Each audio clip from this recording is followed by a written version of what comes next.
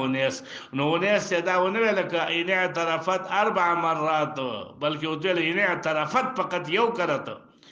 فرجمها ولم يقل فإن اعترفت 4 مرات. باب ما جاء في كراهية أن يشفع في الحدود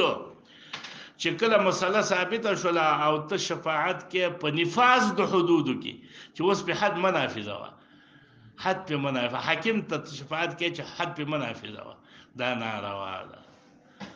حاکم ته به حد سفارش نه کې چې مسله ثابته شوله په عدم نفاذ د حد کې به سفارش نه کې. حدثنا قتيبة قال حدثنا الليث عن ابن شهاب عن عروة عن عائشة أن قريشا أهمهم ما نسو أوقعهم في الهم فهم كي أجولي وشان د مرئي مخزومية فاطمة المخزومية جو تویلې کیږي چې هغه مخکې مسلم کې دارال چې هغه به د مالونو د خلکو نه اخیستل عاریتن او بیا په هغه باندې دعوه کوله نو دغه خځې سرقت غلا کړې وه فقالوا من يكلم فيها رسول الله صلی الله علیه وسلم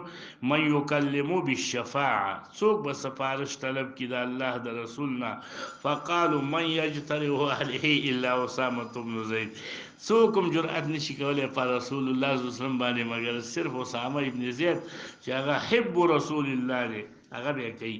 فکلمه نو خلکو ټول اسامه لرل اسامه لاړ الله د رسول سره خبره وکړه چې یا رسول الله ته په حد منافذه وه فقال رسول الله صلی الله علیه وسلم اتشفعوا دې کې دا استفهام د توبیخ دپاره دی آیا ته سفارش کې په حد کې د حدودو د الله نه ثم قام بیا پاڅېدو فاختتبا نو بالغ فی الخطبه خطبه ډیره بلیغه ویلا انما اهلك الذين من قبلكم انهم كانوا اذا سرقوا انما اهلك معنا حالا دلته هغه حصر پم دې کې کړی دی ته حصر ادعایی وي دا مبالغه لپاره کېږي حصر حقیقتا نه نورم ډیر اسباب خو یو سبب پکې دا خو دلته چې رسول الله حصر کړی دی دې ته کم حصر وای ادعاء حقیقتا خدا سي نه ادعاء حصر چې بل شي ګور نو وجلم دی وجلی او چې انهم كانوا اذا سرق فيهم الشريف تركوه واذا سرق فيهم ضعيف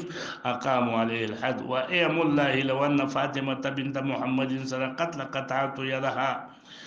باب ما جاء في تحقيق الرجم تحقیق چې رجم ثابت دی د الله په کتاب کې وو او رسول الله صلی الله علیه وسلم عمل کړی دی په رجم باندې